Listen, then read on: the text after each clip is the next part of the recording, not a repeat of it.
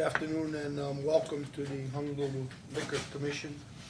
Please silence all of your electronic devices.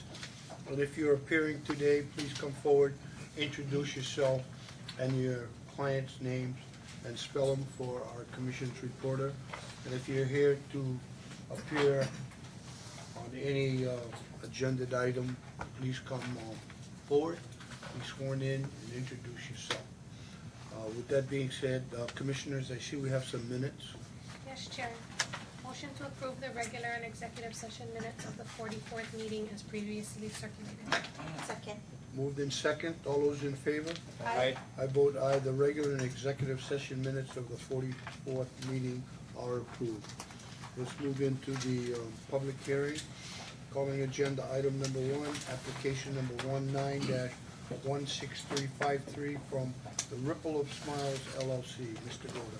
Good afternoon, members of the Commission. Neil Gota, appearing on behalf of the Ripple of Smiles LLC. To my right is Tan Nguyen, the owner and sole member. We have no changes to the investigative report. Thank you. Ms. Harai? Thank you, Mr. Chair and Commissioners. This application has received 0 written protests, 0 letters in support. Applicant has met statutory requirements for the submission of this application. And for the record, a summary of the May 23rd preliminary hearing testimony was provided to Commissioner Miyashiro prior to the public hearing. Thank you. I see we have a Mr. Roger Lucas. Please come forward, sir. Yes.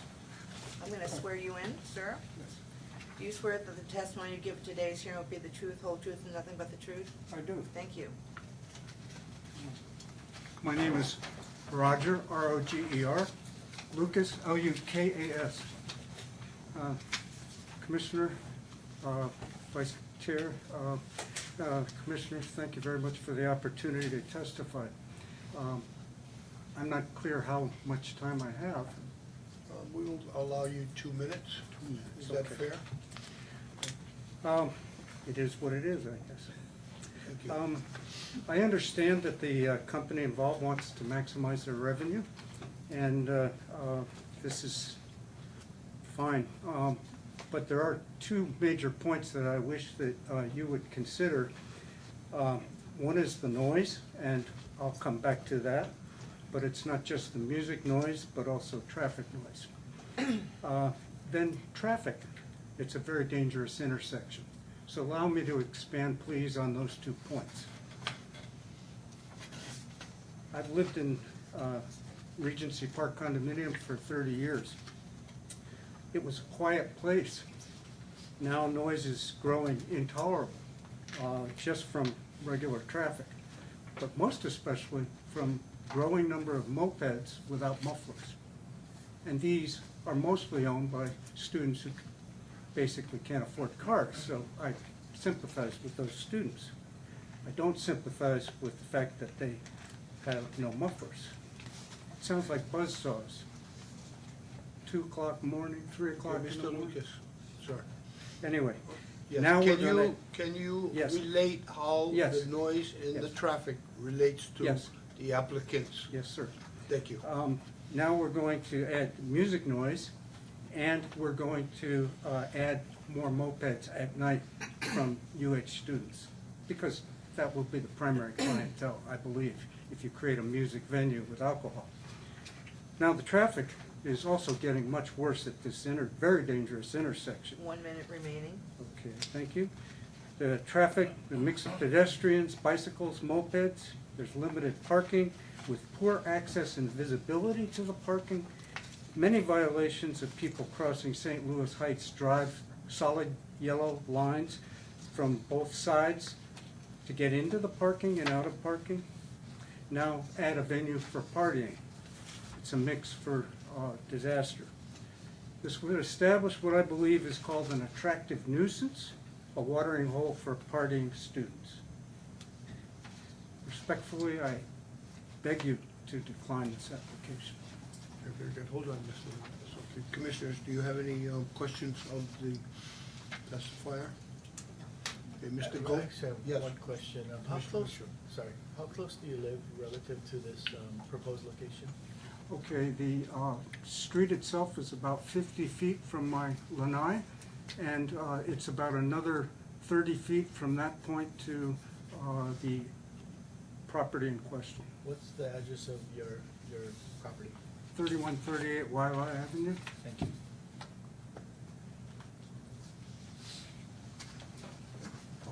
Okay, Mr. Goda, would you like to address the testifiers' We concerns? appreciate the neighborhood's concerns. We, we want to be an integral part of this community. The Ripple of Smiles is a sit-down Vietnamese restaurant. There's no there's no dance floor, so there's no dancing. It's not going to be a bar. It's not going to be turned into a bar. We're willing to say there's never going to be dancing on the premises. The owner intended to potentially have music, sit-down music, where it's one or two people playing music, willing to cut it off by 9 p.m. But again, there's no intention to have this as a nightclub or a bar or any type of event venue. It's, again, sit-down Vietnamese restaurant. The moped concerns, I'm not sure, I don't think that, I don't think we were the sole cause of the car moped noises. However, the applicant is aware that any type of disturbance in the parking lot or that issues can affect the neighbors and is cognizant of that and is willing to patrol that and make sure that his restaurant is not a cause of additional concerns or noise to the neighbors. We want to be given the chance to prove ourselves. If there's conditions that need to be put on for a trial period, we're potentially willing to consider that. I mean, we would, live with that and abide by those rules. But again, we want to be a good neighbor and we want to work with the community on that. Okay, thank you very much. Thank you, Mr. Lucas. Thank you. Commissioners, do you have any questions of the applicant or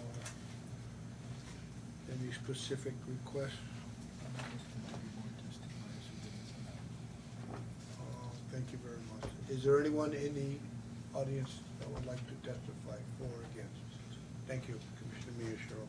I believe my name's on the list. My name is Michael Suchida, M-I-C-H-A-E-L, C-S-U-C-H-I-D-A. Do you swear that the testimony given today is going to be the truth, whole truth, and nothing but the truth? I do. Thank you. I hope you'll indulge me and give me a little more than 2 minutes. It's a little quick. I can't talk, but you guys might have a little trouble understanding me. But I am an attorney by trade, but I live at the Regency Park condominium. So I'm here to testify in my individual capacity. I did bring a Google map of these areas so I could help you folks understand the locale, to understand what my concerns are. And if you like, I'd be happy to give you folks copies of the Google maps of the area. I believe we have commissioners in the packet. Aerial only. Aerial only. We have aerial pictures. It's the same one perhaps.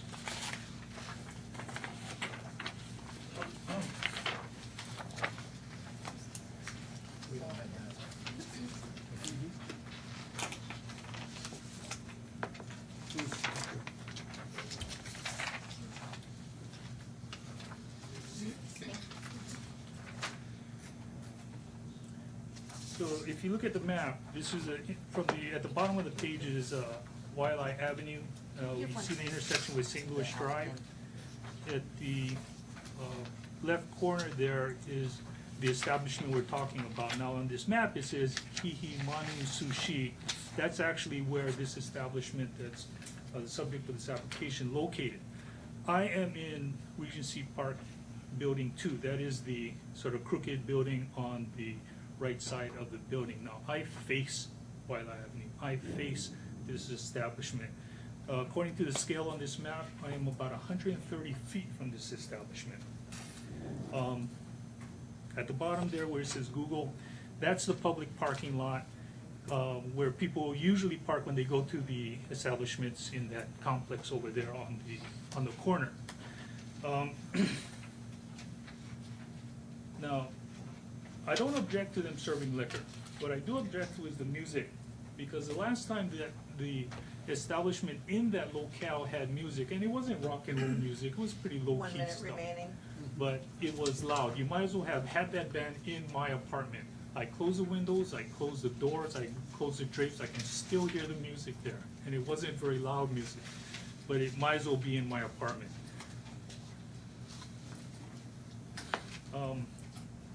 You know, sound travels at night. And as the night wears on and it gets quieter, as Mr. Lucas indicated, we get traffic noise. I gotta live with that. But the music, it gets unbearable. The vegetation in that area, forget about any sound editing, especially since the city and county cut down a bunch of the trees in that area. So it's only gonna be worse.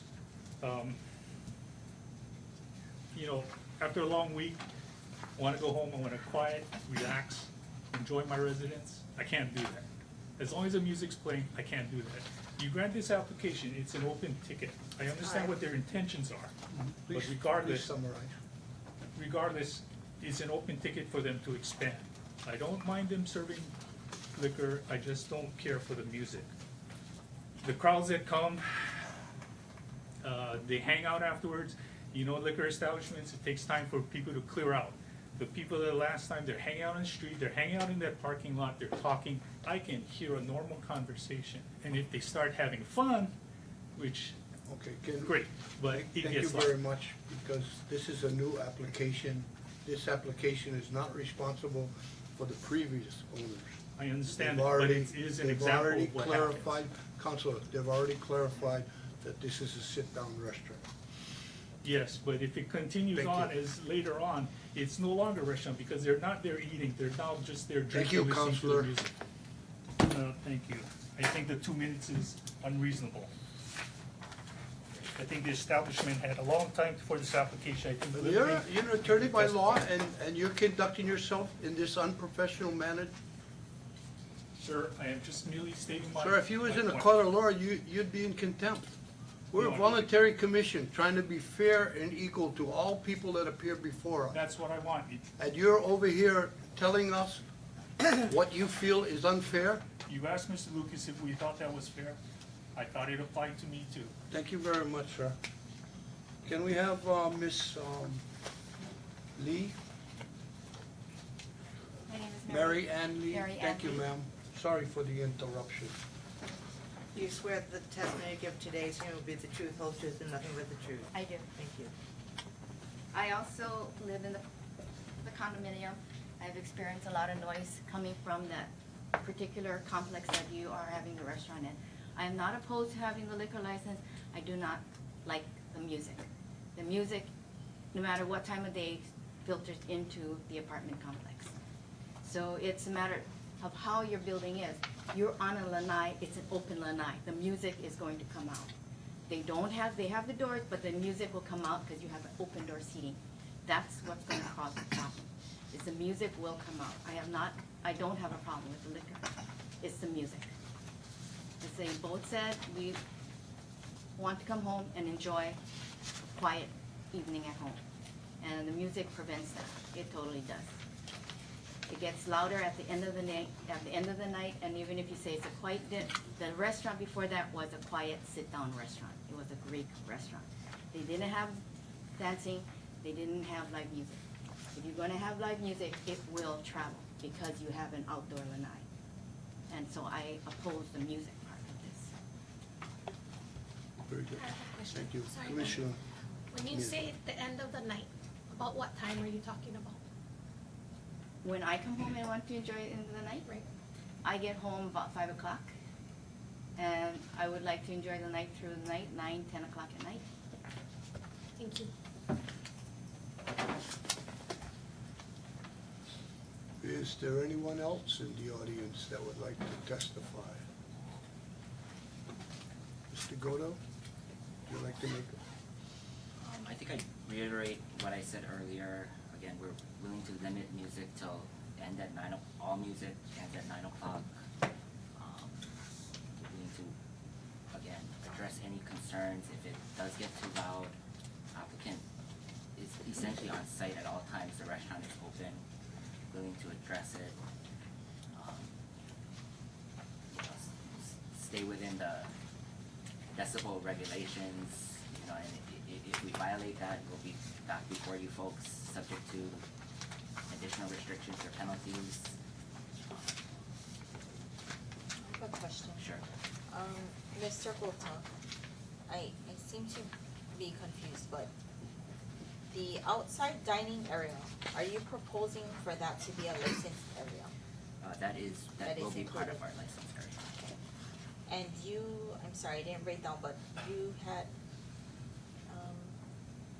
stated earlier that you were open to the licensee was open to certain conditions in which, according to the investigative report, you reiterated there's no dancing and it's saying background music only. But you're saying that you may have live entertainers, Correct. maybe one or two, and you're proposing to shut that down by 9 o'clock? Yes. Which includes the outdoor area as well? Absolutely. Where would the entertainers be situated? Is it in the establishment or in the outside? area? Potentially in both areas. Potentially in Yeah. both. Are, is it necessary for the entertainers or music to be outside? Because the indoor area is very limited in size.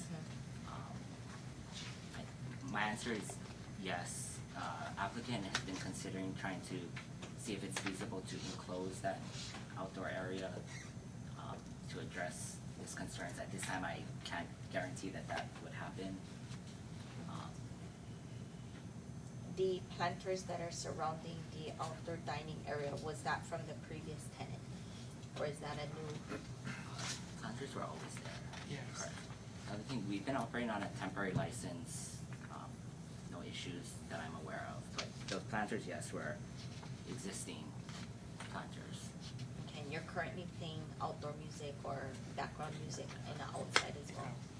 He was doing background music. Background music, and there's fixed speakers in the outdoor area? Yes, they're Yeah. fixed. They're fixed. Okay.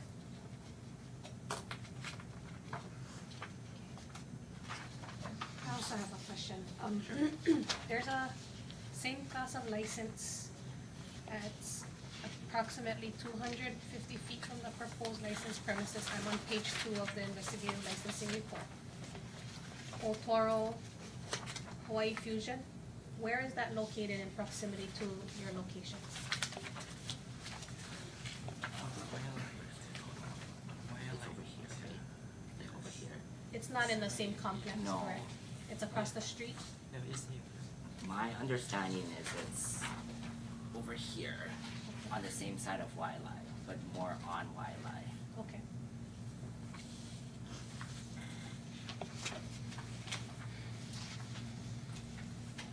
I have a question, Mr. Gota. The exhibit D to the investigative report at the very bottom remarks section indicates no live entertainment requested at this time. What's the timeframe is your client I'm thinking? sorry. What's the timeframe is your client's thinking about in terms of whether or not to actually do live entertainment? You're asking the I'm trying to get some kind of sense. Are during you- the time No, frame. no, I'm sorry. I'm sorry. At what point would your client consider implementing or allowing live entertainment on the premises? Like a year out, 6 months out? No, they would like to implement that if this license is granted. Okay. And is that gonna be amplified entertainment?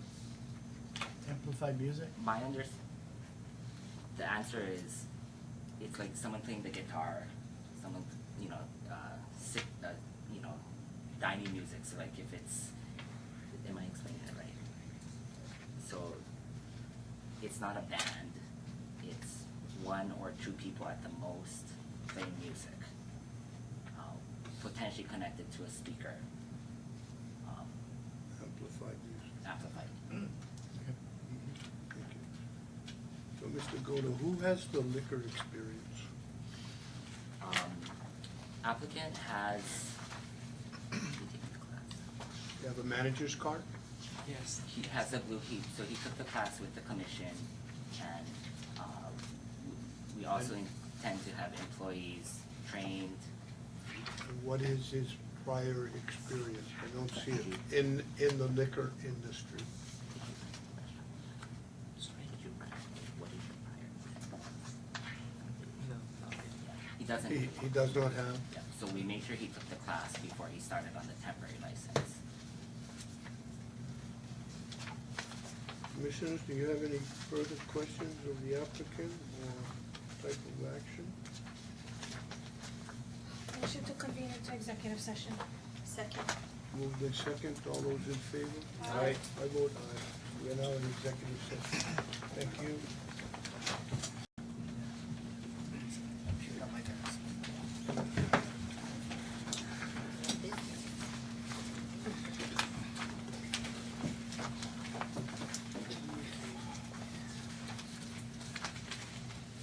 Okay, thank you. We are now back on the official record. Commissioners, do you have any further questions or a type of action for this applicant? Yes, Chair.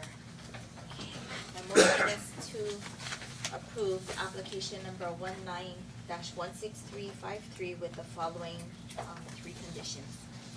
Mr. Roca, there will be no amplified music, specifically no microphones, no plug-in. Condition number 2 will be that the licensee will be subject to a 6-month probationary period in which you will have a 3-month review in which the licensee will appear in person for that review. And the third condition will be that outside music shall be limited to no later than 8:00 p.m. Second the motion. Moved in second, all those in favor? Aye. I vote aye. Agenda item number, the motion is carried. Agenda item number 1, application number 19-16353 from the Ripple of Smiles is approved. Thank you. Where did all our testifiers go? How rude.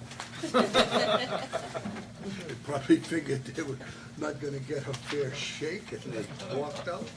My goodness. Let's go into the license application. You can be nice to me, Joe. You got it, big Good boy. afternoon, Mr.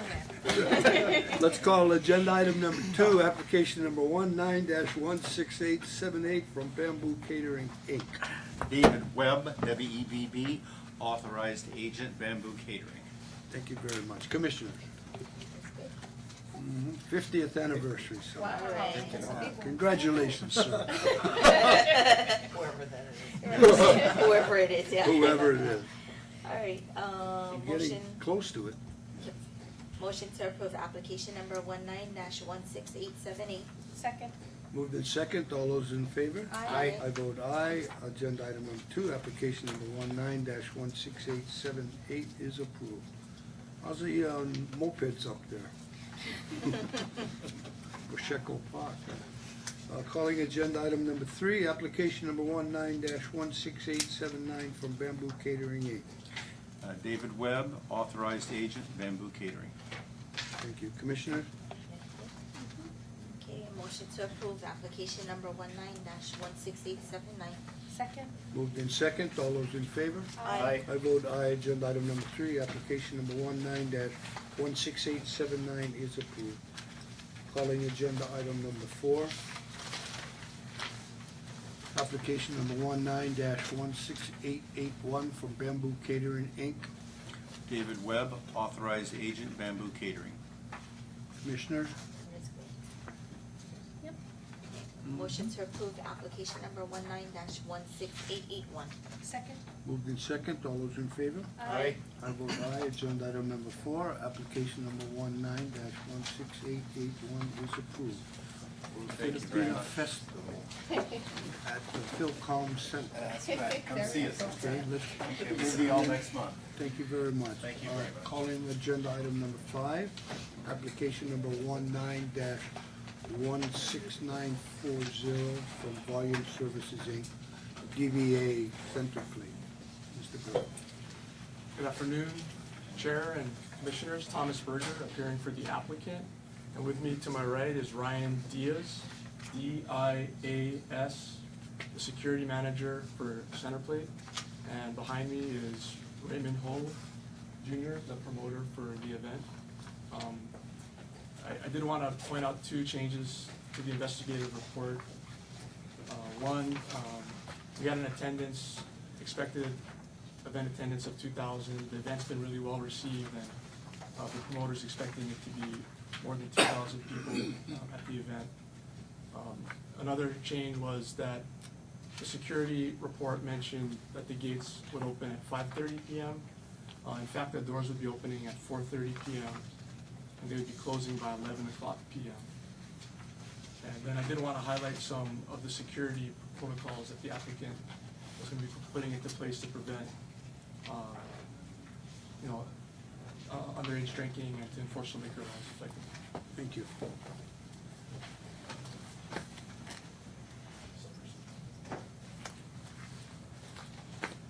So, this is just a blow-up of the exhibit attached to the investigative report. It's a map of the licensed premises, and you can see the licensed premises is outlined by the red outline here. So, Ryan, if you could maybe explain, Mr. Diaz, where the banding is gonna be occurring for this event? Okay, so I'm Ryan Diaz, the security manager. We will have 10 ID checkers or banding at the entrance to the actual event. 2 additional ID checkers banding at the entrance to the actual beer garden. So it would be like a double check, so any individual who comes in who may have already been banded, if they look young, they can be rebanded or the ID can be checked again. And I have a total of 26 security officers specifically there simply for liquor commission purposes to monitor any possible violations. Folks gonna have bag check too? Yes. You wanna come forward? Hi, Raymond Ho, homeowner. Yeah, we do have bag check. We have 8 bag checks in the front, so in the order of operation, it would be ID check, bag check, and then scan your tickets. If they have anything that's prohibited from the event, before they get their ticket scanned in, they'll be sent back to their car to be put back in, so just if anything comes up, if they have in their bag, they get caught with. And then I think another point of emphasis is that there will be off-duty sheriff and police officers at the event. So if there is a violation of the liquor laws, the licensee can refer the person who's been violating the laws to the off-duty sheriff or police officer for further processing. The number requested by the sheriff department was, I believe, 10, and then also 2 additional off-duty police officers were requested. You guys gonna have a beer garden? Because there's gonna be minors present, Yeah, correct? so I made it with the red outline. Yep. All the reserved seats in Cabana area and this area is open seating, is 21 over only. Okay, So this, it's this red line plus this black line is a double barricade okay. all the way around the premises to 8 feet apart, so they can't pass their drinks.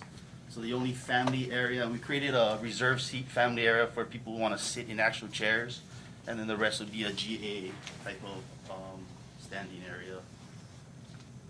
So to kind of add on to that, the only area where you can get alcoholic drinks is going to have a double barrier around it. And there's going to be security guards at the entrance to ensure that you have a ban if you're going to be coming into the premises and into the licensed premises, the licensed area. And the intent of the applicant was anybody who appears to be 40 years of age or older is going to, or younger, excuse me, is going to get an ID check. And what about overnight parking? In case somebody is too inebriated to drive home, or is there gonna be an That's option for them a to leave their stadium car there? question. We don't control the parking. We're taking over where the carnival is, the lower lot. Yep. And the stadium controls the parking in the actual stadium lot, so that would be a stadium question. I would think they would allow the If you cars to folks stay. can talk to the stadium Yeah. and see if people get too drunk, we don't want them driving Yeah. home because Yeah. they think their car is gonna be towed or they won't be able to Okay. get their car. Okay. So if you folks can talk to the stadium to see if they can leave their car there, catch a cab or an Uber home, and come back the next day and Okay. get their car, that would be really great. Yep, okay. I have a quick question. Oh, go ahead. Before. Mhm. Has there ever been any outdoor concerts in the lower area? In the past, I mean, I've never personally done one in that particular lot. I mean, the carnival does entertainment every year. Right. Like a concert, they bring in bands from the main, so I would say yes, every year there is, it's not specifically a concert, it's a carnival concert. Right, I'm familiar At the with same that. time, so, question, yes, there has been. Okay. And has there been any complaints, in the past? I mean, if you're having the stadium, it has some noise containment, although it is an open stadium. Commissioner, maybe I could have Mr. Murayama, David Murayama, who's the general manager for Centerplay, answer that question. Maybe, are you aware of any concerts in the lower bowl, if there's been any noise complaints? There hasn't been any noise. No, there hasn't been any noise complaints. I think the last one before that was Ziggy Martin. So there was some concerts down there, yes. Okay. Also, on top of that, I can answer not for the state, but I know the state policy. If the promoter requests to have the car there, they just have to go to the state will leave the car there, as long as it's notified. I would suggest please arranging that so that we don't want drunk drivers out on the road, please. Thank you. So let me just ask a couple of questions, right? So, Volume Services, Centerplate is the licensee, correct? Correct. So you're gonna be fully responsible for all of the alcohol, the sales and everything like that, correct? Yes, that's correct. Okay, so you will have immediate, our enforcement officers will have immediate access to your venue, correct?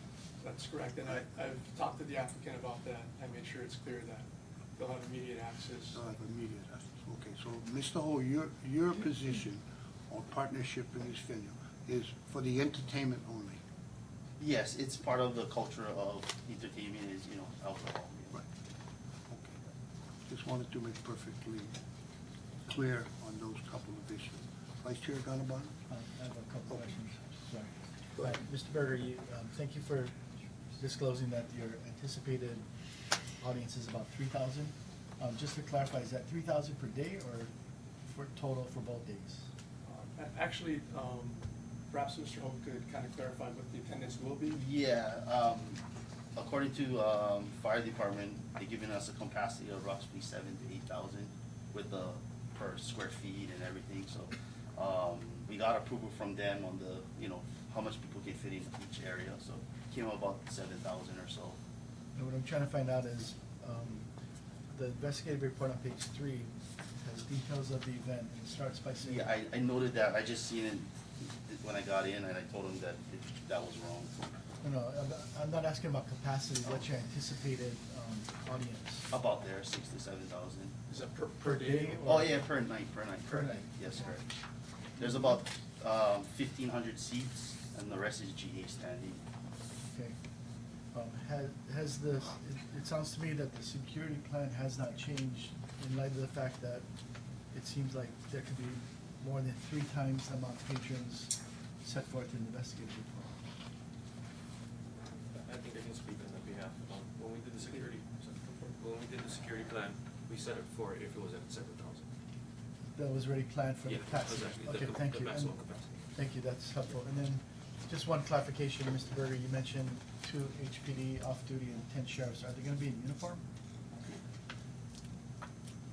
The HPD will be in uniform. They're specifically there to detain any minors or individuals who are found to be underage. And what about the sheriffs? Same thing, sheriffs as well. Okay. And I'm asking because I wanna make sure there's visible law enforcement, not only Yep. for your security staff, but as a deterrent for the audience. Yep. Thank you.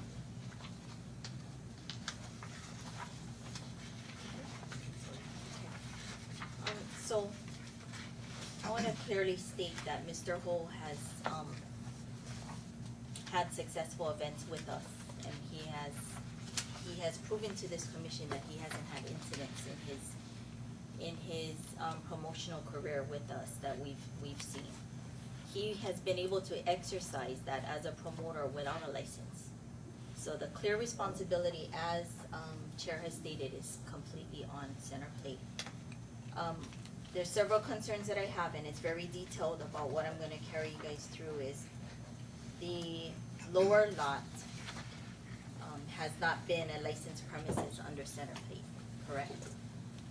And the last concert that you guys, I've been here more than 5 years, and I haven't seen you guys come forward for any license at the lower lot for any type of venue of this.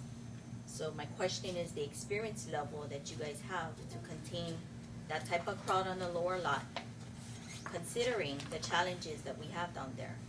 We're bringing in all electrical, your plumbing, your restrooms is all porta potties, all of those things. With those type of challenges and the type of experience that you guys have, Ziggy Marley is the concert that you guys refer to. Do you guys know what the capacity was or how much what the attendee numbers was for that concert? I can't say off the top of my head. Did you have a beer garden in that event? We actually had a beer garden that there was an overlap with over and underage drinking. So from lessons learned, we're keeping this all 21 and over. And were there any incidents at that event? No. Not external. Internally, anybody we caught, we did turnover based on our protocols. Okay. So with that in mind, and I'm assuming you have a calculation or theory as far as what your ratio for staffing should be for that type of attendee numbers. What is your rationale or what is your We base it on square footage. We have to make sure we have enough people per square footage. so we're basing it on just the beer, your numbers are based on just the beer garden alone? Yes. Okay, so the beer garden alone, the numbers that you proposed is with the maximum capacity of what within the beer garden? Yes. Okay. On page 3 of the investigative report, it says only applicants' employees will be serving, specifically on employees. So with Centerplate, how much servers do you have that are gonna be serving at the designated bars? Currently, we have 7 beer stands that should have 3 quintessels each with 2, I guess, bar backs behind it, as well as 4 quintessels for hard liquor, with 3 bar backs behind those. And then we also have food and beverage on the outside, non-liquor. Okay, so we have 7 beer stands, you have 4 and 3 backups for each, 3. 3 cashiers and 2 backups behind them. Okay, so that's each. looking at each, so you're looking at a 7 staff ratio, 4 with experience. 3 is just cashiers. 3 is cashiers, 2 is, basically, for those beer stands, we're opening cans. It's Okay. only beer cans, yeah. Okay, so since you brought up the point of cans, also on exhibit, and this is more or less for you, Mr. Berger, yeah, is exhibit C1, specifically, it says for type of drinks to be served, there's supposed to be an exhibit B with a summary of drinks and service plan. So I don't have a summary of drinks. Did you include that in our report, or is there an exhibit B that has that? I would have to review my full submission, which I have here. If you please, as the commissioner, could take a look at that. Okay, so that's one point of order, is I need a exhibit B with the summary of drinks. Also, regarding drinks, under your section exhibit C1, you also have attached list of names and titles of people dispensing liquor. You check that off, and I don't have an exhibit on that on employee names or who's dispensing liquor. But given that Mr. Murayama has given us the ratio and how much people will be, so I'm assuming we're gonna see their detailed names on each day of the event as well. Yeah, so the copy that I'm looking at, I do have an exhibit C that has a list of supervisors for the special event. We're looking Oh, at your right. application. Oh, okay. Exhibit Yeah. C1. So it specifically states of the people dispensing the liquor. Yeah, so people dispensing liquor should be aware of the liquor laws as well. Yeah, so that it's checked off, so I'm looking for a list that's missing, as well as the exhibit B on the list of drinks. The list of drinks that you refer to, which I have to then assume is on the exhibit D, which states that you have 1 wine/mixed drink per transaction per person. So that's why the exhibit for what type of drinks you'll be serving, whether it's gonna be canned beers, margaritas, whatever it is, needs to be detailed as well. And we need a list of drinks that you guys are planning on serving. So my file shows that we did include the summary of drinks and service plan, and I have a copy of the exhibit B. And I do also have a copy of the Exhibit C. Can you kindly point me to, I have, within our packets, we have exhibits B1 and 2. What do you have in entered? So, the copy of the submission that I had provided to the commission shows Exhibit B with the summary of the drinks and service plan. Okay. And then I have the Exhibit C1 as well. But if it pleases the commission, I can just kind of go over what the drinks were. So we had non-alcoholic drinks, soft drinks, water, and non-carbonated drinks. And then for beer, wine, and liquor, it was just listed with beer, wine including sparkling wine, and then a standard bar for mixed drinks and cocktails with no shots. Standard meaning, what is your list of drinks? So the bars with two bartenders behind them, that would be, initially we're gonna go with a standard bar, but due to sponsorships and other things, we're probably gonna limit to maybe 1 or 2 drinks. That's beer. That's a liquor. The beer is canned beers. Okay, so if it's 1 or 2 liquor, I'm assuming that it's gonna be on your security plan, it's, you can purchase 2 beers or 1 wine / mixed drink per transaction per person, meaning that if I stood in line, I can either purchase 2 beers, or it's gonna just be either 1 wine or a mixed cocktail. Yes. And all of your serving containers are in plastic or aluminum, correct? Yes. Okay. You have serving sizes as well for those? For the beer, Yes. it's in the 24-ounce cans, 25-ounce cans, sorry. And the 16-ounce cans for the premium beers. And the Mixed drinks is 12-ounce glass. And the wine 12 is ounce plastic. 12 ounce plastic, yes. And the wine is 187 milliliter. Okay. I actually have a quick question along those lines. Have you ever considered limiting the amount of alcohol purchased per person? I know it's, your exhibit says you can pick up 2 at a time, but you can keep coming back. On that part, we use our security to see if they are over intoxicated, and we would stop them if necessary. And there's security as part of the bar. Yes, that's the, That's for part of this the- event, it's the right. 26 that's rolling around, yeah. I think the intent was at the point of sales, you folks will also have At the point of security sale. officers there, right? Yeah, they're part of that, yes. And then do you have an idea on what would be the dedicated number of security officers at the point of sales? Because we had talked about that. Again, it's square footage, I wouldn't know, do you know exactly? Well, for each bar, you're intending to have a security officer for that point of sale.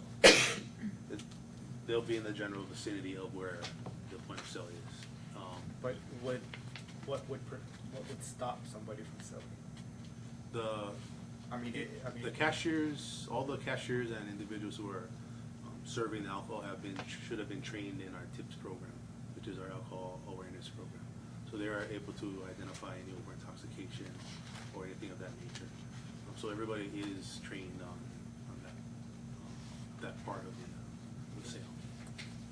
And then at the point of sale, we had, as a point of emphasis, if somebody looks like they're a minor at the point of sale, even though they've already been banded, we talked about at length how the licensee intends to recheck their IDs to stop them, to make sure that they didn't somehow sneak through,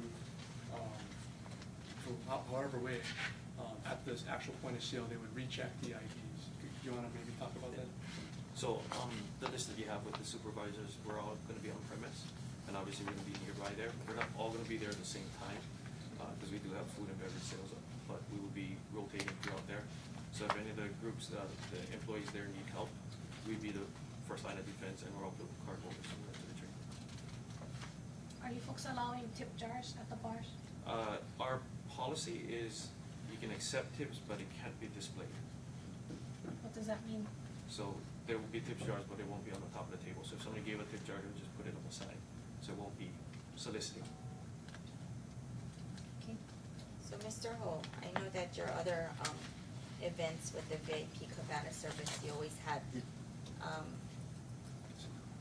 table side service. I'm assuming you're not. No, this one is basically the cabana is just a space, so it's just a premium seat. They would still have to go to the bar like everyone else and purchase drinks. Yeah, so we just selling the premium seat. Okay. that is all 21 and over as well. Strictly 21 and over, all the cabana spaces.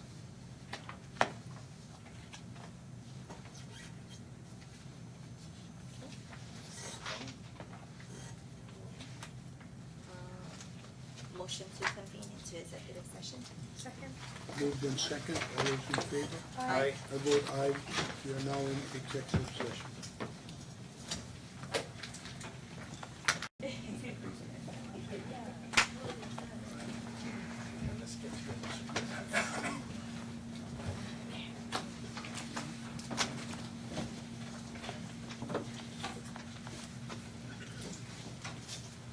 Okay, thank you. We are now back on the official record. Commissioners, do you have any follow-up questions or type of action for the applicant? Yes, Chair. My motion is to approve application number 19-16940 with the following conditions.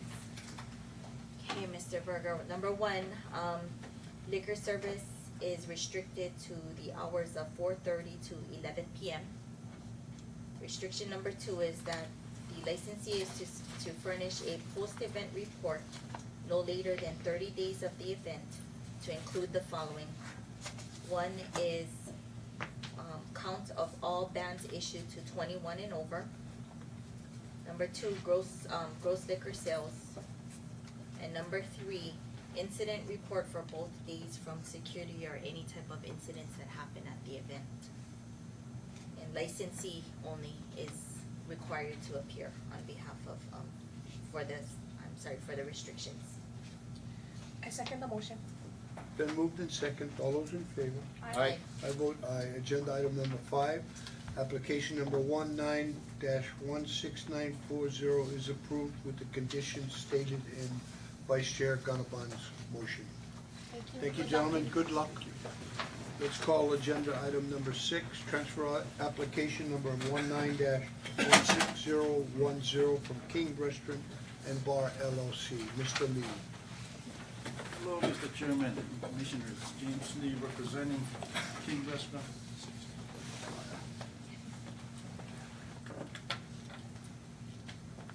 King Restaurant Bar LLC, DBA King Restaurant and Bar. Seated to my right is Mr. Kevin Lee, L.I. He's the member of the LLC. Thank you very much. Commissioners? We have no changes to report on this investigative right this time. Thank you very much, Mr. Lee. Mr. Lee, this is going to be located inside of the Foodland Supermarket in Ala Moana? No? Okay. We're not even near there. No, 6. Oh, I'm sorry, I'm on 6. Okay, sorry. Well, hold on, let's clarify that. Sorry about that. No, Okay, I got no, you. we're not. Yeah, okay. We're in Kapiolani, 711 Kapiolani. Hawaii, yeah. Across the street from the Ohana Bank. Oh, okay.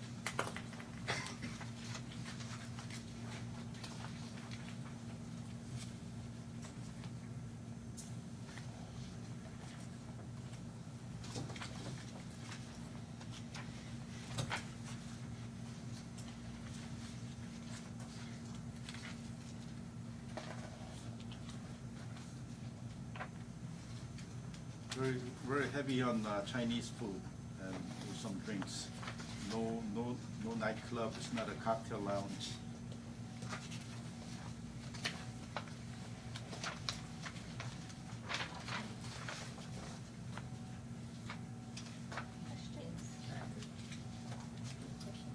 No, you guys good? Okay. Motion to approve transfer application number 19-16010. Second? Moved in second, all those in favor?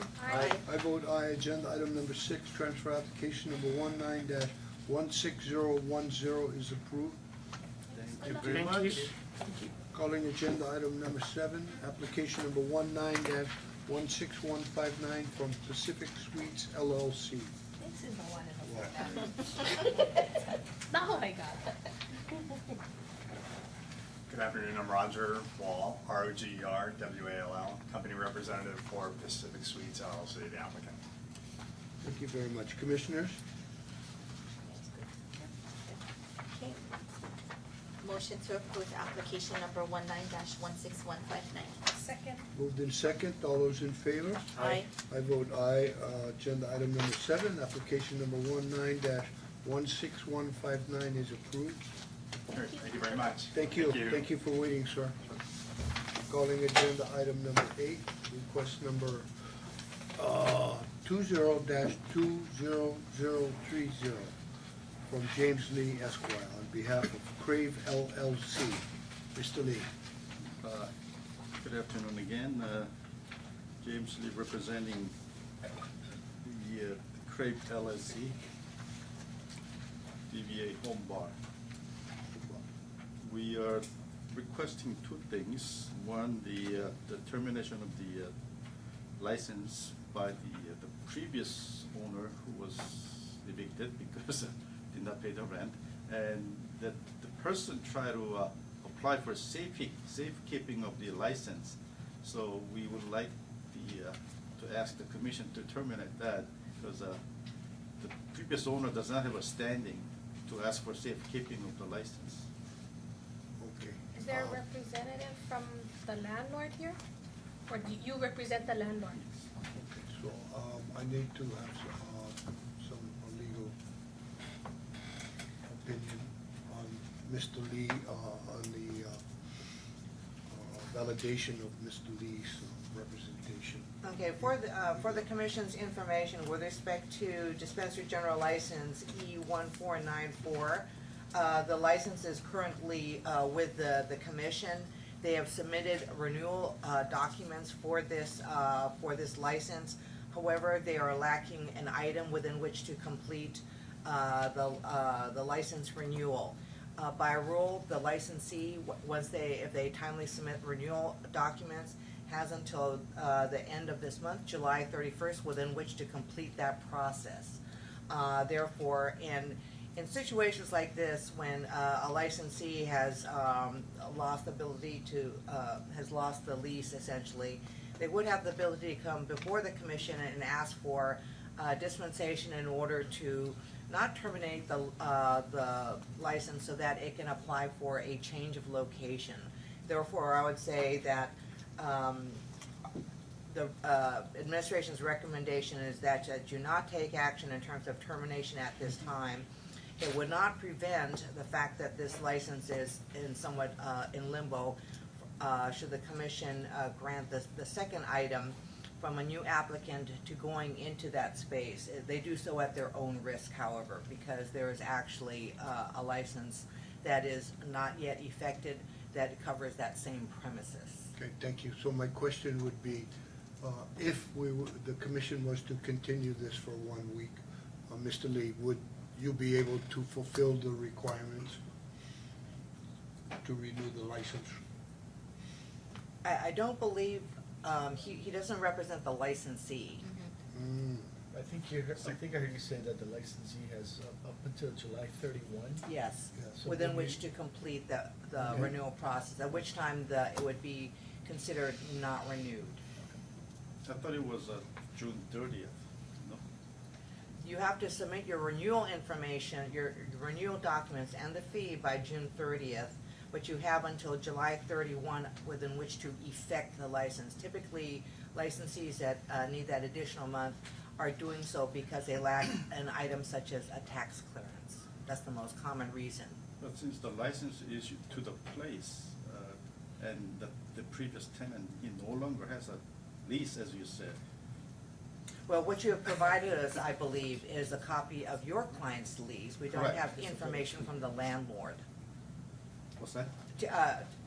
Oftentimes, these requests are submitted by the landlord asking the commission to cancel an existing license covering a premises so that a new tenant can go apply. Yeah, so Mr. Lee, you don't represent SLK Investment, right? I represent both actually, because. In this situation, do you have the authority to represent SLK? Yes, Okay, so do you have a letter that authorizes you to do I that? can get that letter, that's not So an issue. excuse me, Vice Chair, Donovan. So let me say this. We are not gonna take any action on this. Okay. Okay, we will continue this matter. Yep. Right, to the next available or for 1 week? What is the next? One It's week. up to you how much time. How much One week- time? 1 week is 1 fine. week, and then you come back with all of the proper documentation. Yes, sir. And we will consider it again. Yep, Thank you. okay, thank you. So, Motion to continue agenda item number 8 for 1 week. Second. moved in second, all those in favor? Aye. I vote aye. Agenda item number 8 is continued for 1 week. Thank you, Mr. Thank you, Lee. Mr. Lee. Thank you. Okay, can I have a type of action on agenda items number 9 through 17 inclusive? Yes, sir. Motion for the adoption of decision and order for agenda items 9 through 17 inclusive. Second. Moved in second, all those in favor? Aye. I vote aye. The adoption of decision and order, agenda items number 9 through 17 inclusive are approved. Okay, let's move into the adjudications. Okay, so before, come to the table, Mr. Gordon.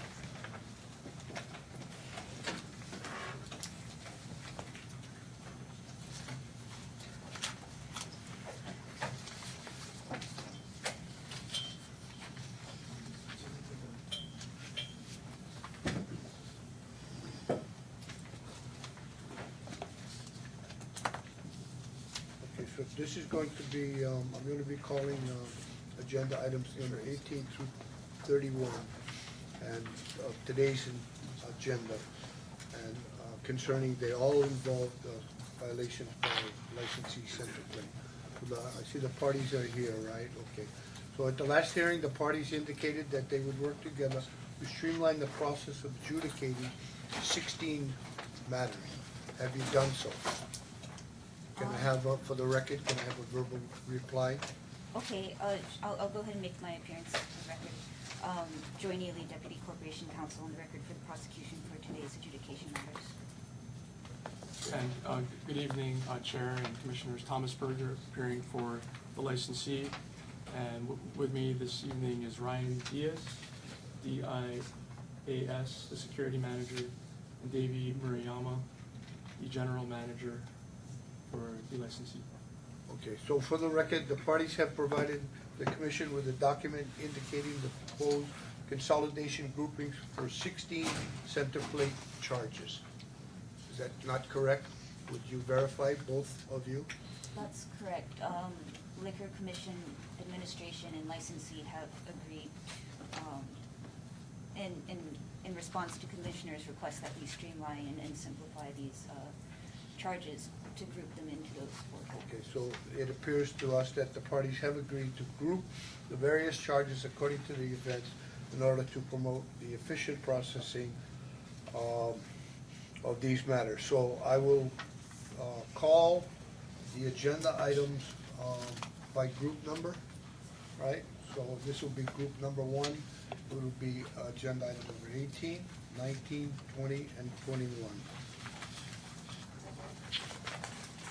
So we'll start with agenda item 18, and Commissioner Miyashiro will be handling the actual. Okay. Do you waive reading of the charges? The licensee will waive the reading of all charges. Okay, so, Mr. Berger, how does your client wish to plead to agenda item 18? So as to agenda item number 18, we plead no contest. I'm gonna take them as a group. Mhm. How do you wish to plead for agenda item number 19? As to 19, there's 2 charges, we plead no contest. And how do you wish to plead for agenda item 20? Also no contest. And how do you wish to plead for agenda item number 21? No contest. Okay. Motion to approve the no contest plea for agenda item 18, the 2 charges for agenda item 19, agenda item 20, and agenda item 21. Second. Moved in second, all those in favor?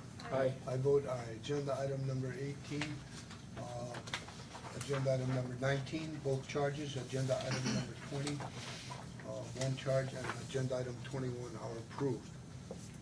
Okay,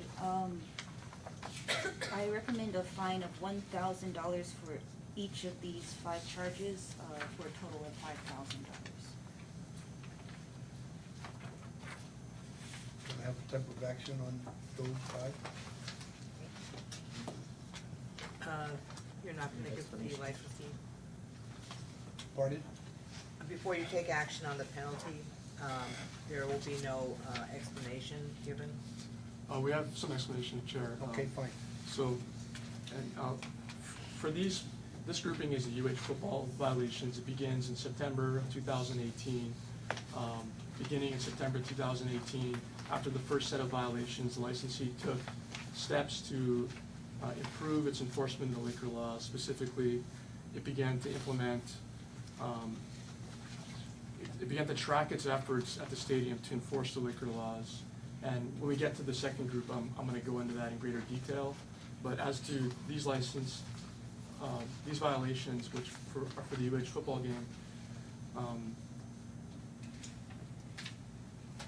on October 20th, which is after these violations occurred, the licensee did implement the wristbanding system.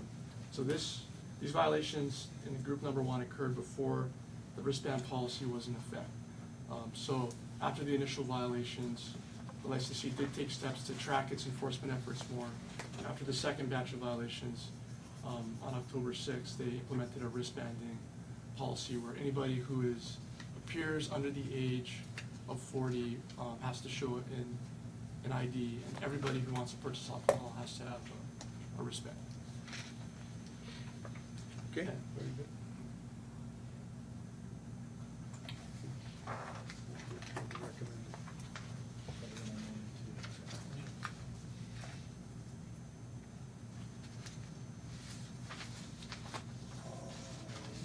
Okay, for these, yeah, okay. We'll make that motion. Okay. Motion to convene into executive session? Second? Moved in second, all those in favor? Aye. I vote aye, we are now in executive session.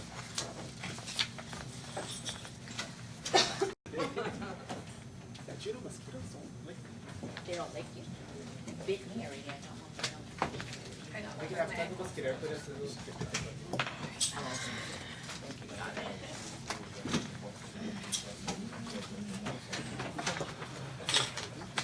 Okay, thank you, we're now back on the record. So let's move forward with group number 2, and this will be You haven't taken action on the, out of order. Oh, I'm sorry, yeah, this script. Okay, so commissioners, So I have a motion to approve the recommended fine for the Group 1 cases and to break it down, $1,000 for agenda item 18, $1,000 for each of the 2 charges in agenda item number 19 for a total of $2,000 for that agenda item, $1,000 for agenda item 20 and $1,000 for agenda item 21 for a total of $5,000 for the Group 1 matters. I second the motion. moved in second, all those in favor? Aye. I vote aye. Agenda items number 18, 19, 20, 21, recommended fine of $1,000 is approved for a total of $5,000 for group 1. Moving on to, let's go into group number 2. This will be agenda items number 22, 23, 25, 26, 27, 28, 29, and 31.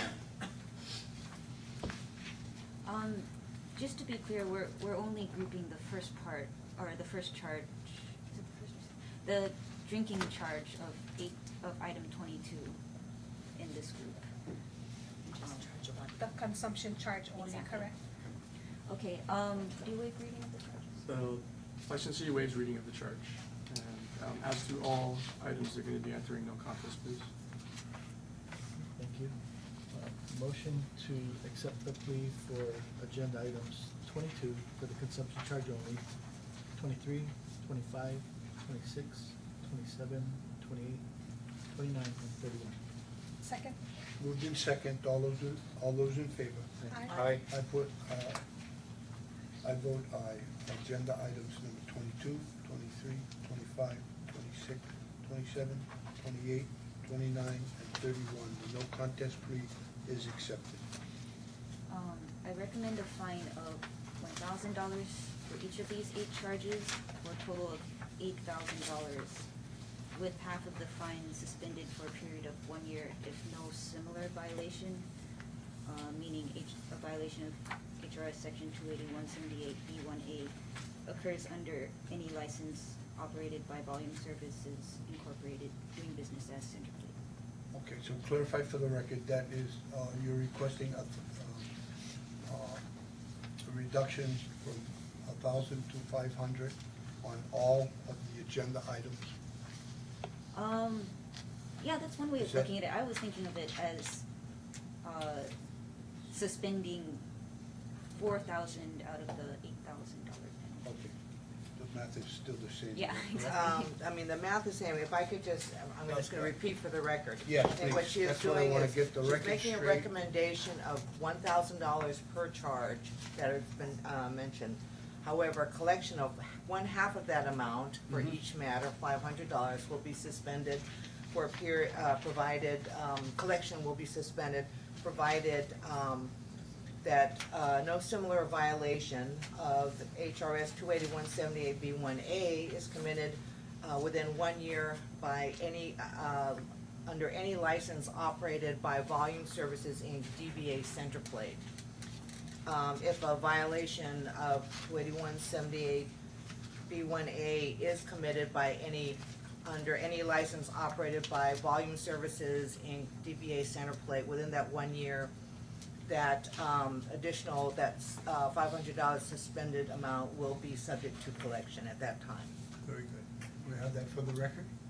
Thank you.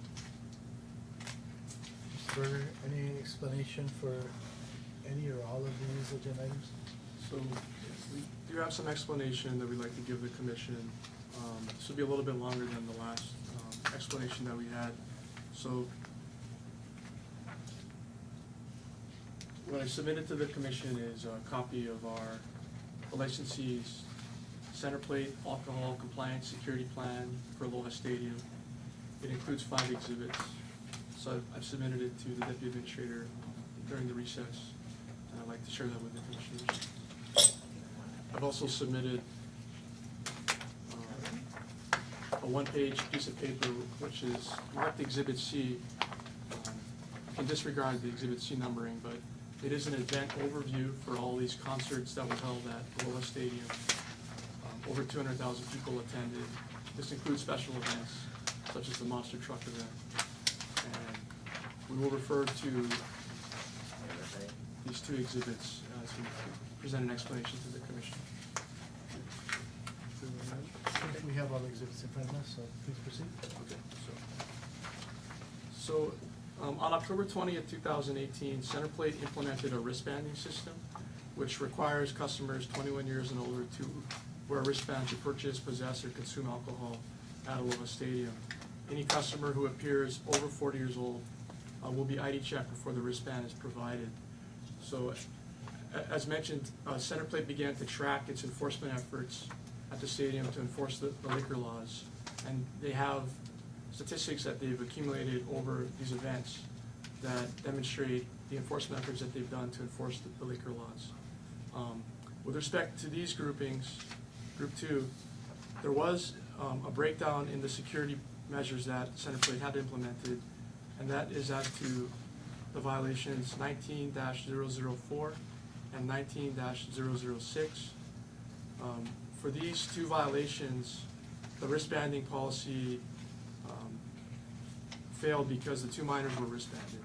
And at this particular event, which was the Cardi B concert, Centerplate was able to independently identify that one of the wristbanders was not checking IDs. And this individual at the event was terminated from their employment, and Centerplate has taken steps to ensure that this will never happen again. So I'd like Mr. Diaz to maybe kind of explain the context of identifying the individual and then terminating, and then also the change to the security measures. Well, with regard to that particular incident, the individual in question was an outsourced employee that we had brought on to address long lines and try to curb the crowd and for customer service.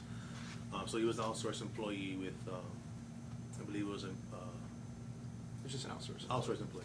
And one of the state employees brought to my attention that there was a individual in this particular section giving out a band to a female who was not ID. So as soon as I found that out, he pointed out the individual to me, and the individual did not deny what he did. I immediately terminated his services, escorted him from the premise, and we requested that he no longer be used for any purposes when having any events at the stadium from the outsourced company. And then in addition, the company, Centerplate, has changed its policy, so they're no longer gonna use any staffing agency for the ID checking position. So on a going forward basis, it's gonna be a Centerplate employee who has training through the security office of Centerplate. Correct. So all ID checkers, all security personnel are all trained in our TIPS program, which is our alcohol awareness program. Anybody involved with banding or ID purposes will be trained on that. This is just a blow up of the one-page sheet that was provided to the commissioners, and it kind of goes over the individual events. So, Ryan, as we kind of look at this exhibit, maybe you could explain the statistics and what it means when a Centerplate security officer is going out through the stadium in the concourse area and in the rows to enforce the liquor laws. So if you look at item number 1, we have a stand that's not checking the IDs or no wristband at the point of sale.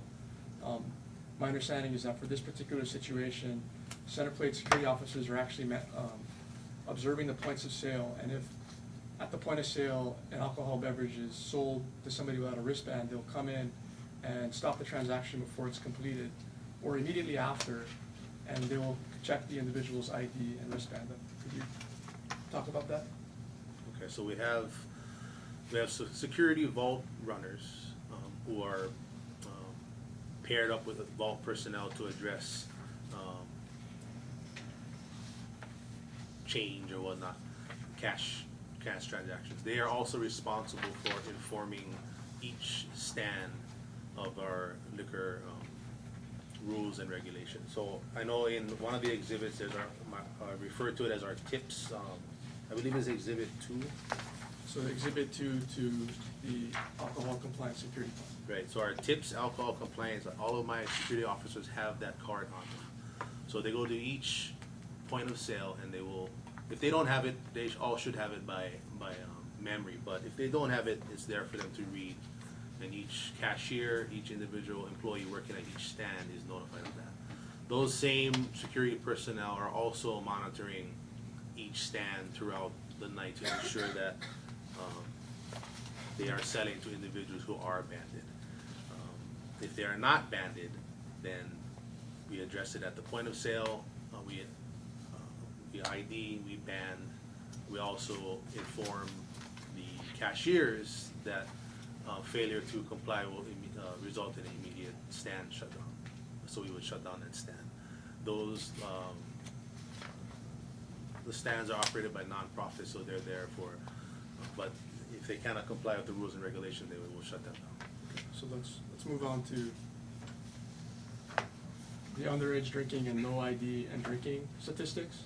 So in these situations, Aloha Stadium, in order to evict somebody, it has to go through the state, because Aloha Stadium is subject to the Stadium Authority, Chapter 109 of the Hawaii Revised Statute. So in order for the licensee to evict somebody, they have to refer the individual to a stadium security officer who will then process the eviction or refer to the Honolulu Police Department.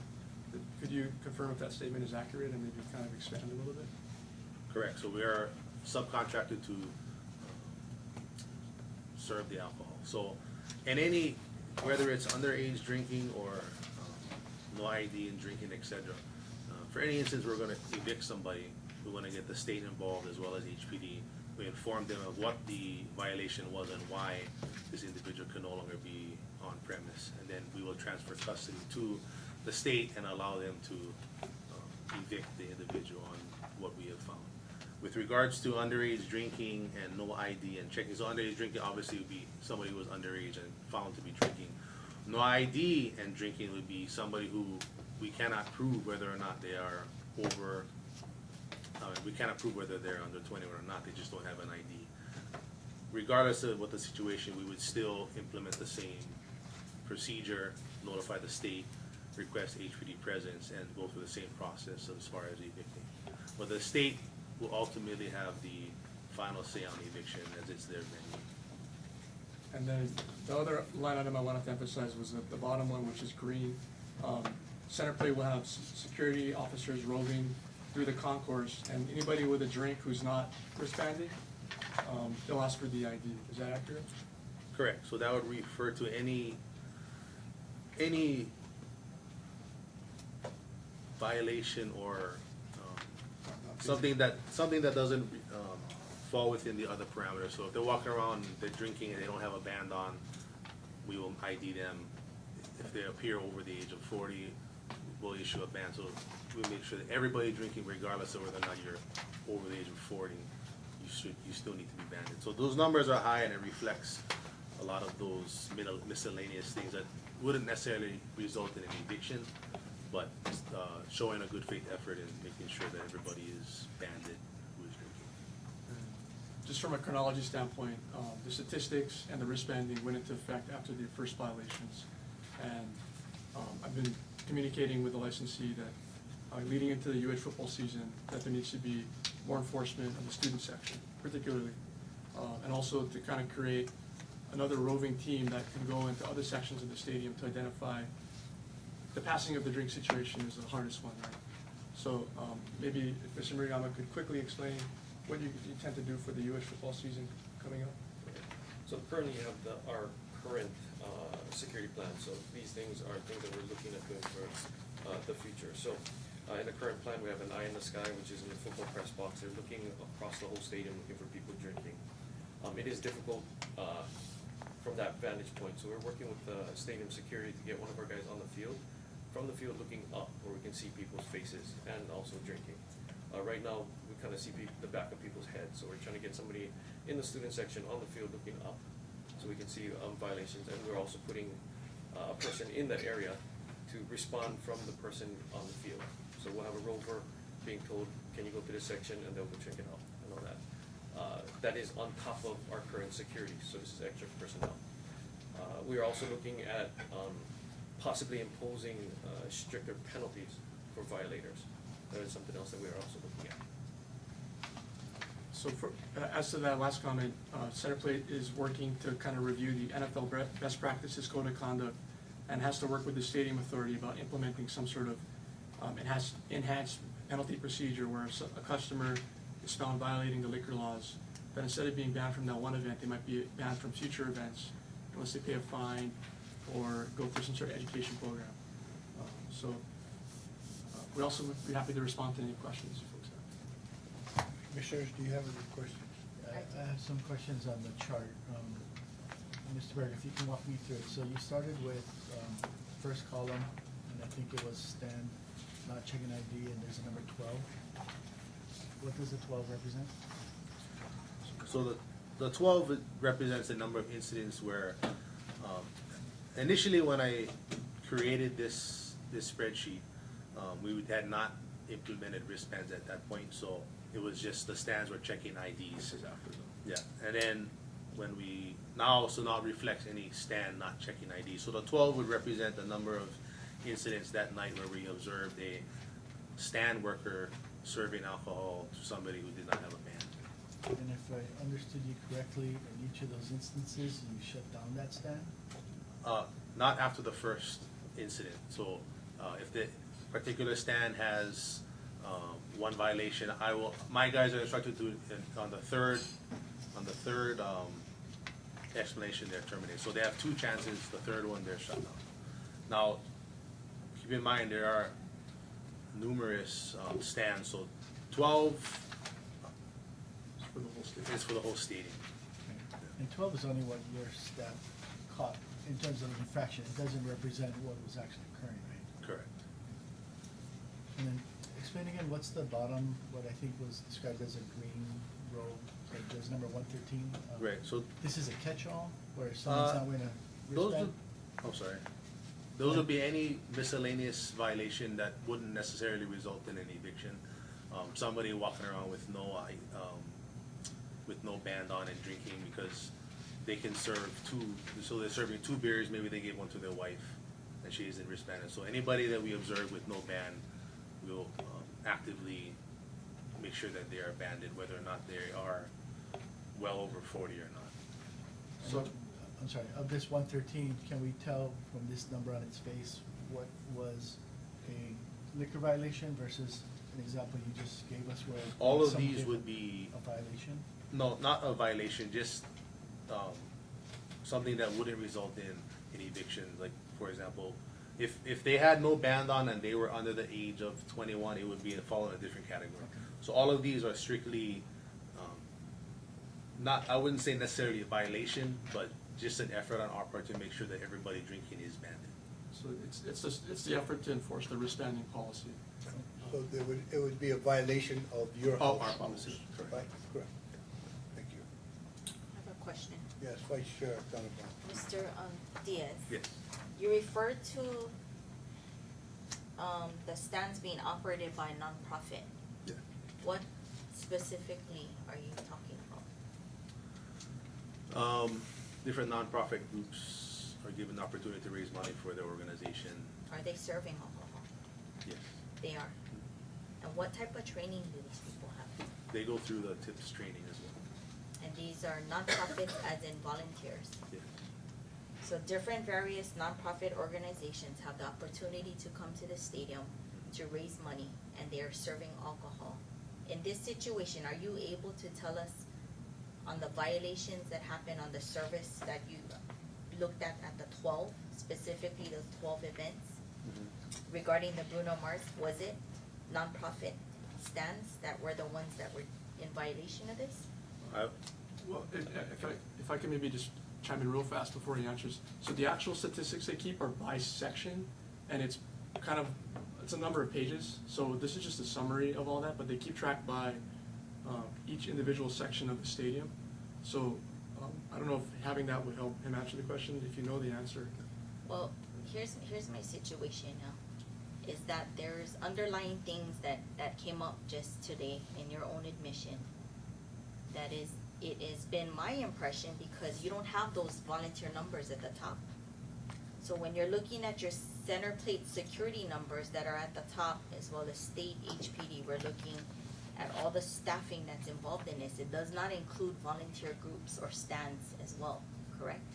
Those numbers are not including those stands, right? That's correct. Correct. We have no information on those stands. We have no idea who's serving it. Do you guys know each individual? Do you know how long they were there? When they were stationed to be in that stand? They're volunteers, they're not scheduled to work. Do you have them, they're responsible from 8 to 12? Any type of statistical numbers on them? I think I can answer that, some of that. We do have nonprofits, we do schedule them, so they are assigned to certain stands, so we can track what stands was which nonprofit groups. As for individuals, they do sign up an individual waiver for us, so that we use that for tracking too, and that states that they can't serve to anyone under 21. We did take away some of the responsibility by implementing the wristband policy, so they're not checking IDs anymore. Our guys have to check it. And Ryan, you can correct me if I'm wrong. When we're saying stand not checking ID, it is someone who bought a beer who didn't have a wristband. That doesn't mean they were under 21 though. So even if they were above 21, we still mark it down in this section, and we're basically scolding them. We say if we catch them again, we're going to kick them out. So it's not an actual violation. Not all of them are actual violations, I should say. Well, it's my understanding with the 12 number here, as Mr. Diaz expressed, it's a security vault runner who is in each stand, who then catches them serving without a wristband. Am I incorrect on that? A little bit. The vault runner goes Mr. around. Murayama, maybe you can have Mr. Diaz recant what he said, because I wrote down that's what he had said. And Well- if he is in charge of security, then there seems to be some No, we have, okay, so we miscommunication. have security vault runners and we also have rovers. So So as a security vault runner, I just label that because they're the ones responsible for informing each point of sale of our tips, rules and regulations. The vault runner, as well as all the other rovers, are also monitoring each stand in each section. So they all have the responsibility of ensuring the stands are serving to individuals who have bans on. Are they stationed there the entire time that these volunteers are serving this alcohol? So maybe distinguish between the vault runners and the security rovers and who might be at the stand. Okay, so the vault runners would be specifically addressing each stand. The rovers would be moving throughout each section in the stadium. So the section would be broken up into 4 areas in the blue, as well as in the yellow, and there are a number of rovers in each section that stay in each section, and they're responsible for ensuring the liquor compliance rules within each section alone. So they're not allowed to transfer outside to other sections. So there are dedicated security personnel rovers as well as security vault rovers in each section monitoring stands as well as the stands. And I think to address the Vice Chair, I believe the question is if each stand would have a security personnel assigned to it. I don't think there is a security personnel to each individual stand. No, correct, there is not. I'm just looking at fair and consistency as the exhibits you provided over to us, that in your whole security plan, there never makes any mention of any nonprofit or anything of that sort. Okay. Yeah, excuse me, can I have a point of order, please? We have to excuse Vice Chair Yin for the record.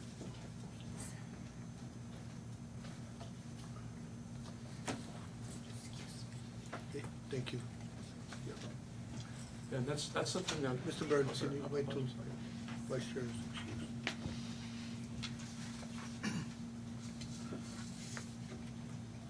So. Okay. Vice Chair. So, as confusing as this may be, Rovers, Aloha Stadium, this, that, all that stuff, you have a set of procedures that you're presenting to us, which is, it's effective October 2018, right? This is, we introduced this is the best plan of action on how we're gonna proceed with this. And yet, by your own admission here, it doesn't even address the issue that we're talking about, that you're bringing in certain facts now that's happening that we're not aware of. It's not in your procedure here, it's not in your security plan. That frustrates me right now, because it's not our job to know this is the stadium authority, this is the volunteers, this is that. What we're here for, and what I'm looking specifically at, is we're looking at serving of minors. There's a couple of problems that I can see. We have attendance numbers that are higher and yet center plate numbers lower on staffing ratios. But yet, through your own admission here, you're admitting that there's other factors and people being involved. And yet you're ultimately responsible. You guys are the licensee and you guys are responsible. I'm getting contradicting things, whether it's from security, whether it's on Exhibit 1, whether it's coming from Mr. Berger, or what it may be.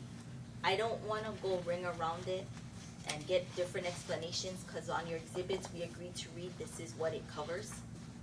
And this is what the next person is gonna read, and this is what your staff is told to read, which is tips, and it's in a manager's office downstairs, blah, blah, blah, that stuff. This is what we're looking at, this is what your people looking at.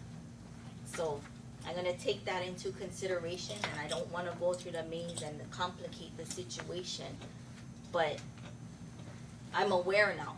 This commission is aware by the admissions that you made today on simply what that is, and I'm not looking for a solution today, but I'm looking at what's happened and why we're here right now.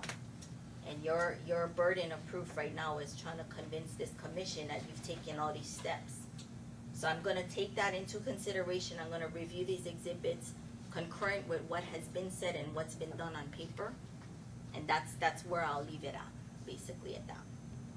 Okay, so I have one question, because you represented that all of the vendors that serve alcohol in the stadium are volunteer nonprofits, correct? And I compliment you on allowing them to have an opportunity to make money for their nonprofits, because nonprofits help everybody within the community. But those people that are serving alcohol, do they have experience? Are they registered with the commission as part of the rules that we have? Have they done background checks? Do we know who those people are? Could you respond to that question? Because I think that's a serious issue here. Every licensee has to, that comes in, that sells alcohol as part of the statutes and the rules, has to be registered with the commission, number one. Has to go through fingerprinting. We want to make sure we don't have any felons out there selling alcohol to any of the members of the community. I mean, I may have to ask for a legal opinion there, but I kind of feel, and I'm not trying to get off the track here, I kind of feel that Centerplate is in total violation of the rules and the statutes that I interpret them that govern your license. And let me interject as well. When we talk volunteer, I assume concessionaire meant food. I assume that. I really said hot dogs, whatever. By all means, give the nonprofit a chance. But I had no idea that we were allowing nonprofits and individuals to serve to the general public. And I don't know how that happened. Who said you could? We're aware of it now. And that's where it's at. It's very appalling to me right now. And now that I'm aware of it, and like I said, I've read the exhibits. I don't see anything addressing those people. They're not employees. They're not considered whatever it is to be. You're not responsible for them, but ultimately your license is. So, for the record, Mr. Berto, would you please answer my question? Are the volunteers that are serving alcohol at the stadium registered with the Liquor Commission? So, David, if you can maybe answer that, you have the managers and then, go ahead. Yes, the individual nonprofits are contracted by us. They're not registered directly with you guys. Maybe I misinterpreted the rules or something. Nonprofits have been used since I've been working since '94. But explain the managers from Centerplate and So- how the oversight over the. Yeah, the blue card holder had to be on premise, and employees on a restaurant license, the employees fall under the blue card, who we fall responsible for them. That Okay. was. Okay, so let me follow up. So for every concession that you have a blue card holder standing there supervising? No. Okay. For the record, that's all I need to hear. Okay. I actually have a few more questions, a little more finer tune here. I think I heard someone represent or state that Exhibit 2 or tab number 2 on one of your exhibits, the security plan. This is the tips, this is the training that's given to Centerplate employees and the nonprofits? No, it's simply a guide for my officers to what they should be informing each server or cashier on, reminding them of the rules and regulations. It's not what exactly we teach, it's just a guide in case they need reference. Did you submit any training materials here? Training materials with regards to tips. No, training materials on how to safely serve alcohol. No, what I submitted was what I go over with. Do you have a training protocol in writing that you use to train your employees and nonprofits? Is that Exhibit 1 here? Exhibit 1 is the alcohol brief that I do with my employees. As far as the training goes, it would be the tips training. There is a curriculum that The we tips, follow. and the reason I'm confused, on Exhibit 2, it says tips on the top. That's different than what you're talking about, tips? Tips meaning I just that was my verbiage, tips, because all of my officers are trained in tips. So it's just so they know what the points of, and this is a part of the training explaining ID checking, etc., the importance of recognition. So when I put tips up there, it's just because tips is our training curriculum. This is not necessarily what is trained in tips. Okay, I have a lot of questions on what's your training, but let's stick to group two.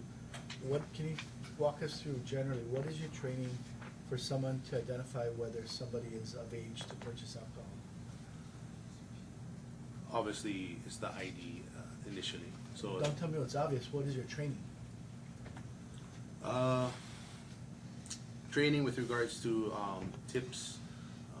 Again, just how to identify someone who's of age or not of age to consume alcohol. So what's the training for the security officers, and then what's the training for The training for the security officers is properly training them how to check in ID, making sure the picture is valid, feeling it, checking dates, making sure the ID is not expired. If they have glasses on or a hat, we have them take off the hat, take off the glasses. If there's any question, they're trained to ask high school, what year did you graduate from high school? With regards to paper IDs, those are not allowed unless they have an additional form of identification, such as a birth certificate or something like that. If there's any question, they're trained to not allow or not to ban the individual.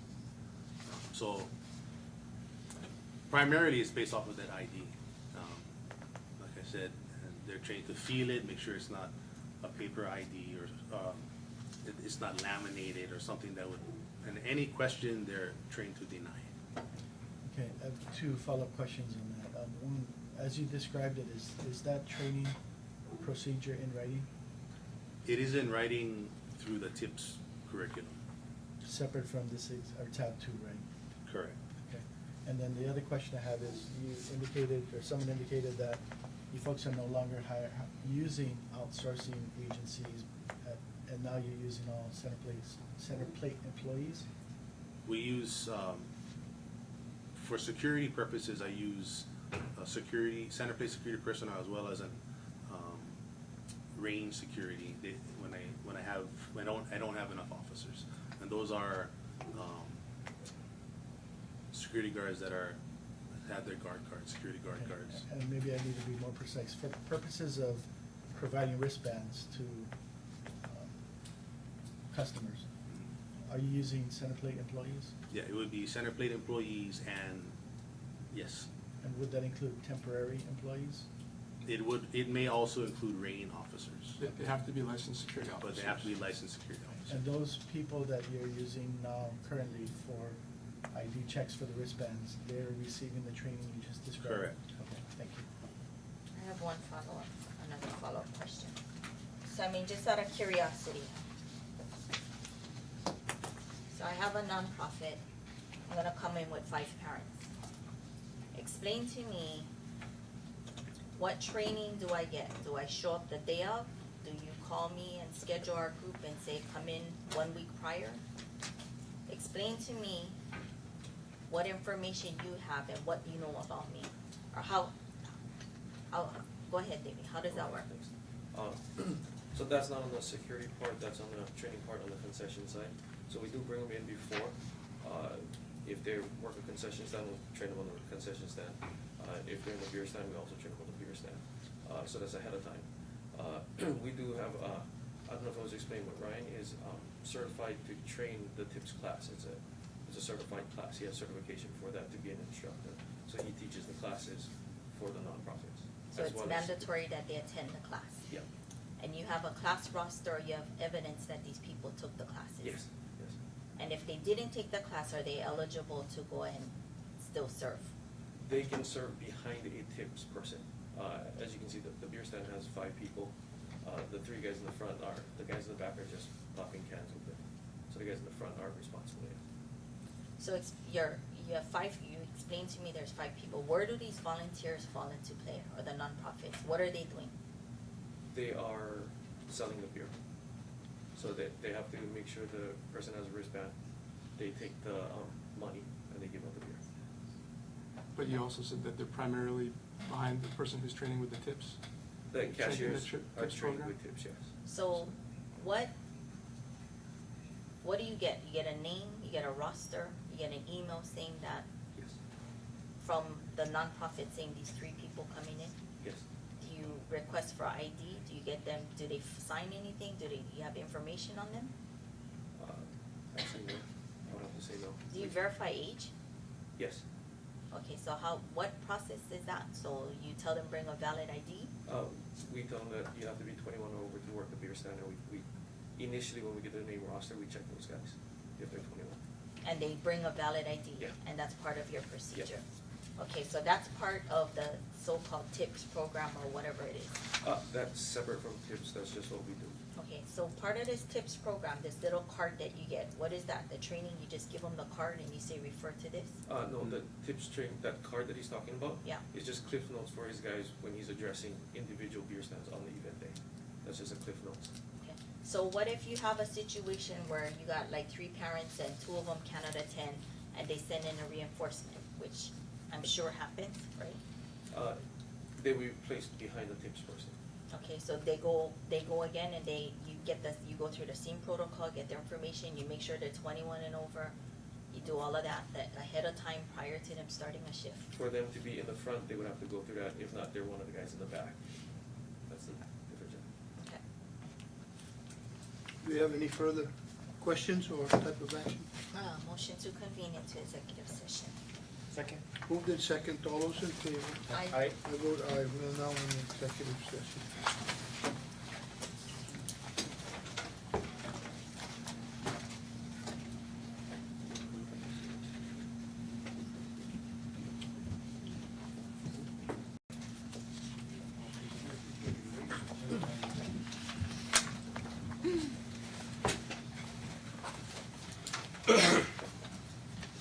Okay, thank you very much. We are now back on the official record. Commissioners, do you have any further question of the licensee or type of action? Yes, Chair. My motion for the Group 2 agenda item matters is gonna be to impose a $2,000 fine for each of the violations. So to break it down, motion to impose a $2,000 fine for agenda item 22, the consumption charge only, $2,000 for 23, $2,000 for 25, $2,000 for 26, $2,000 for 27, $2,000 for 28, $2,000 for 29, and $2,000 for 31, for a total of $16,000 for the Group 2 agenda items. Second. Then moved in second, all those in favor? Aye. I vote aye. Agenda items number 22, a fine of $2,000 will be imposed for the consumption. Agenda item number 23, 25, 26, 27, 28, 29, and 31. A $2,000 for each agenda item will be imposed for a total of $16,000 total for agenda items number 22 through 31 inclusive. Is that correct? Okay, now let's move on to agenda item number 30. And this is Group 3, so calling agenda item number 30. We waive reading of a charge, enter no contest plea. Thank you. Motion to accept the plea for Group 3, which is agenda item 30. Second. Moved in second, all those in favor? Aye. I vote aye. Group 3, agenda item number 30. The no contest plea is accepted. This violation was distinguished from the ones in Group 2 because Liquor Commission Administration did consider it a more egregious violation because the minor who was observed consuming alcohol was only 14 years old. And, right, caught, not wristbanded, caught with alcohol. And your recommendation? My recommendation is $2,000. 2,000? $2,000.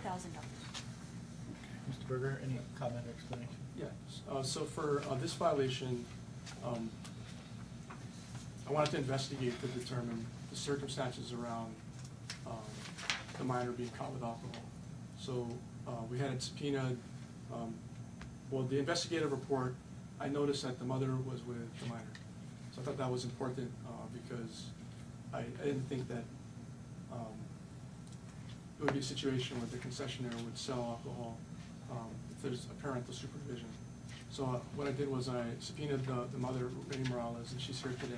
As an offer of proof, I talked to Ms. Morales, who's the mother of the minor who had the alcohol, and she confirmed that some random individual, a male in the stand, gave the alcohol to her daughter, and that it was not sold to the daughter by the concessionaire. That this had occurred in an area that was not in the lower bowl. So she is here today. She's willing to speak, but this is a clear. So, Mr. Berger, Ms. Neely, why did you not plead not guilty? Well, Could as you we first state that for the record, please? Is that part of the plea agreement that you negotiated with the licensee That he would plead no contest. to deprive him of the privilege of pleading not guilty? Not sure that, I think the intent was to explain the circumstances around the violation, because I thought it was important to show that this was a clear passing situation where somebody who was over 21 had passed the alcohol to the minor, and that was the intent. That was on your licensed premises, correct? Yes. And you are ultimately responsible for that, correct? That is correct. Okay. So I will, if you would like, I will give you the opportunity to bring forward your witness. This is for purposes of. And if I may, Ms. Dillon, do you have any objection? Mr. Berger explained to me that Ms. Morales, sorry, is here just to kind of, as part of the explanation, part of the penalty phase, like it's not to contest the. I think for sentencing, we have the right to present, whatever information we can. So- And we're trying to be fair and equal So to it- all parties here today. I will give you an opportunity to So- bring her forward if that is your pleasure. I'm giving the courtesy to the prosecutor.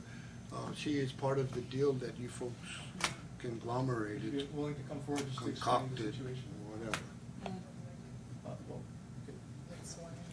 Good, yep, sworn in. So I don't know offhand, please come forward, ma'am. I don't know if the investigator is available. Yeah, both investigators are here. Both investigators are here? Yes. Okay, fine, then so, Ms. Sarai, please. I'm gonna, Yep. I'll put your. I swear you in. Do you swear that the testimony you give today's hearing will be the truth, whole truth, nothing but the truth? Thank you. Please state your name and spell your name, please, for the record. Rainy Morales. I'm sorry? Rainy Morales. Can you spell it for me, please? RAINEY MORALES. Thank you very much. So, like I had explained to the commission, it was a clear passing situation.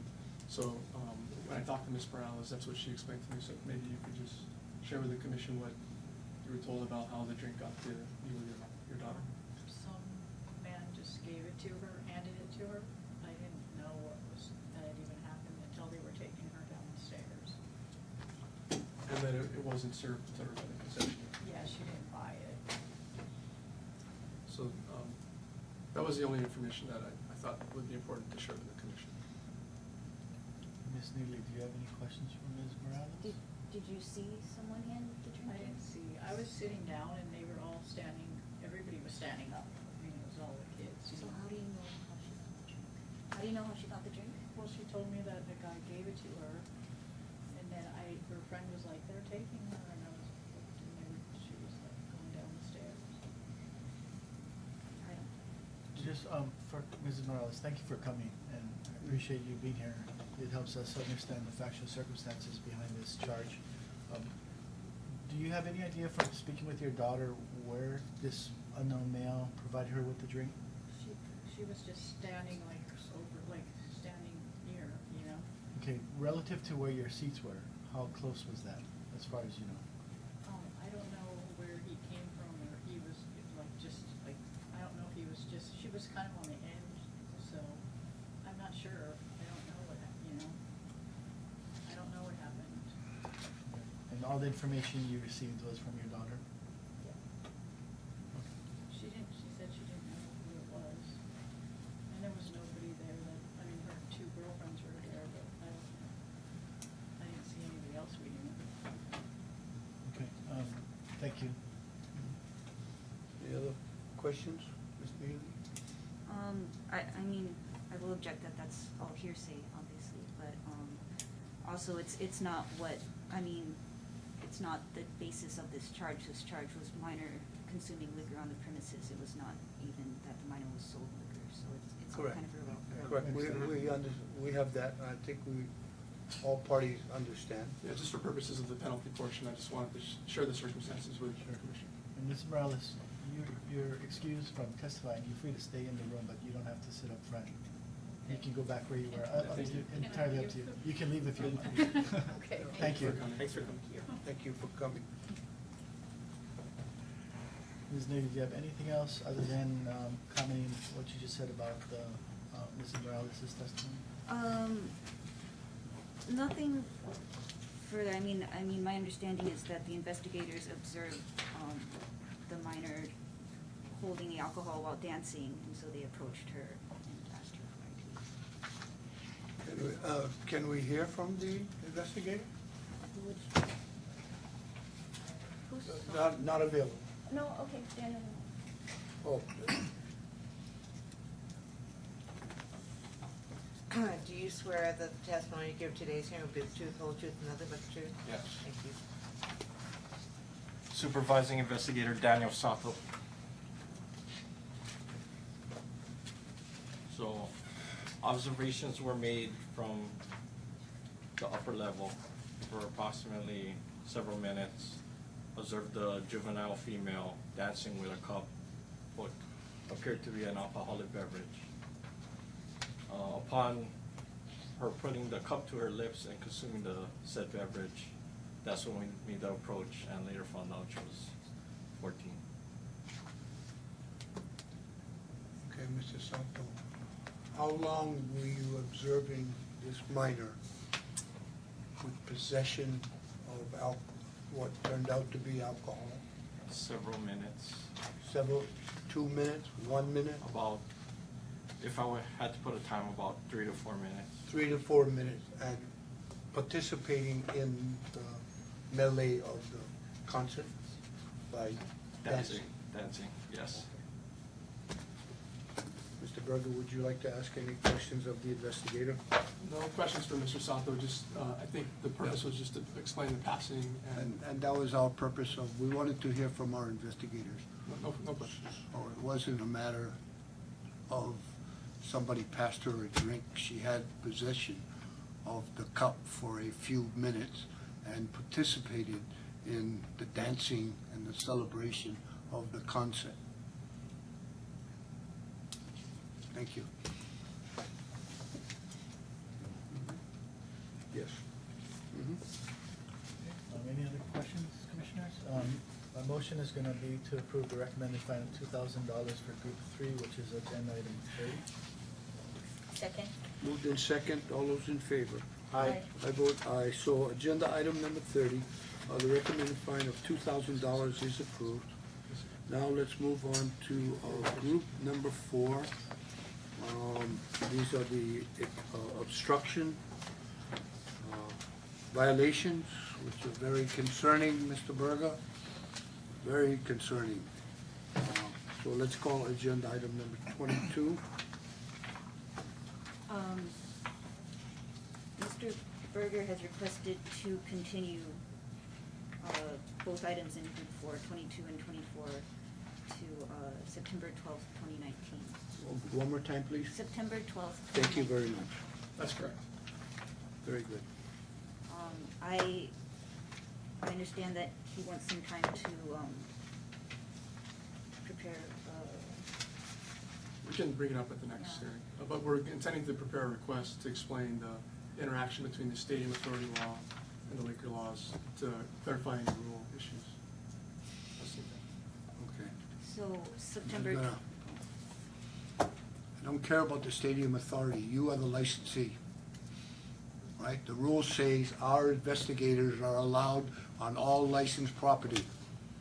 And that's all I'm gonna say. Okay, so, can we have a motion, and we're going to continue this matter For until contested- September twelfth. for contested hearing. You agree, two sides agree, thank you very much. Okay, motion continue agenda item 22 to September 12, 2019.